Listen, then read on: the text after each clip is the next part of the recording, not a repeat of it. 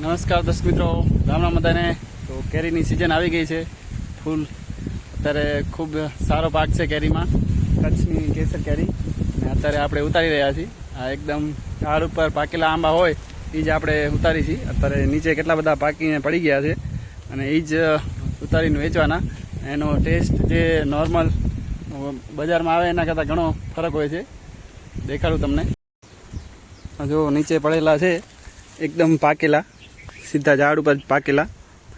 અને આ એકવાર તમે ટેસ્ટ કરો, સામે પણ ઘણા બધા પડ્યા છે તો એનો ટેસ્ટ જ આખો અલગ આવે. તો અત્યારે આપણે આ જ કેરી પ્રાકૃતિક ખેતીની વેચી રહ્યા છીએ, ઝાડ ઉપરથી પાકેલી કેરી.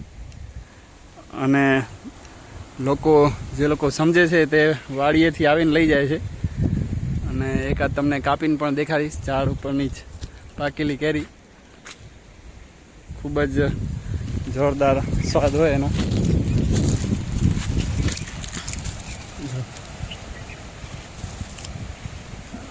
ખાઈ ગયા છે પક્ષીઓ, પણ ટેસ્ટ બહુ જોરદાર હોય. આ પણ ખાધેલી છે, એકદમ ઝાડ ઉપર પાકી ગયેલી કેસર.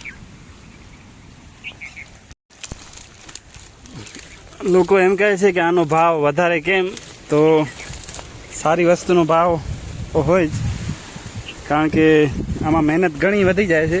રોજ થોડી થોડી પાકેલી જેમ પાકતી આવે એમ ઉતારતા આવી. અને જે તમે બજારમાંથી ખાતા હોય એ તો ઝાડ ઉપર એક બે કેરી પાકે ને બધી જ કેરી ઉતાર લે, ને પછી કાર્બાઇડ અથવા તો ગેસ અથવા તો કોઈ પણ લિક્વિડ કેમિકલ આવે એમાં બોડીને આપતા હોય છે. બીજે દિવસે ત્રીજે દિવસે પાકી જાય, કલર પીળો થઈ જાય. તો આ એકદમ પાકી છે, આ એકદમ લીલો કલર છે અને એકદમ ઘાટો લીલો દેખાય છે. પણ આ તમને હું કાપીને દેખાડીશ હમણાં કે કેવી હોય છે. આનો કલર તમને પીળો દેખાય છે કારણ કે આ થોડીક તડકાની અસર થઈ હોય તો એ બાજુનો કલર પીળો હોય, પણ એ બધી જ પાકી ન હોય. એકદમ થોડોક કેસરી કલર થઈ જાય ત્યારે પાકે, જે તડકાની પીળી હોય એ. બાકી જે અંદરની સાઈડ હોય એકદમ ગ્રીન કલર હોય છે અને છતાંય પણ પાકેલી હોય છે. આ તમને હમણાં કાપીને દેખાડું. પકડતો એનો મોબાઈલ પકડ, કેરી બતાવ. અને હું ઝાડ ઉપર પાકેલી કેરી આના ઉપર દેખાય બરાબર.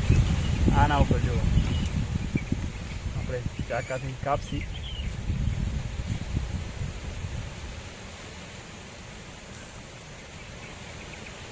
આટલો કેસરી કલર છે, જે નોર્મલ પીળામાં પણ નહીં હોય એવો ઓર્ગેનિક કેસર.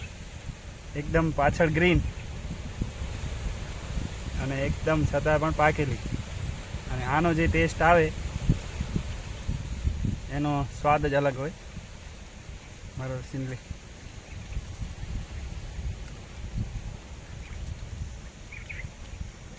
જોરદાર છે. હજી એક દિવસ રાખી દો તો આનો ટેસ્ટ ઓર પણ મીઠાશ ભર્યો આવે. આ થોડીક સામાન્ય ખટાશ હોય કારણ કે ઝાડ ઉપરથી પડેલી છે એટલે. યુવરાજસિંહ ખાઓ. જો કેમેરો.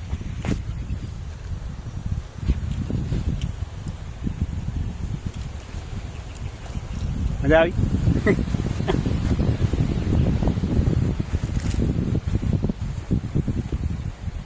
એકદમ ડાર્ક ગ્રીન.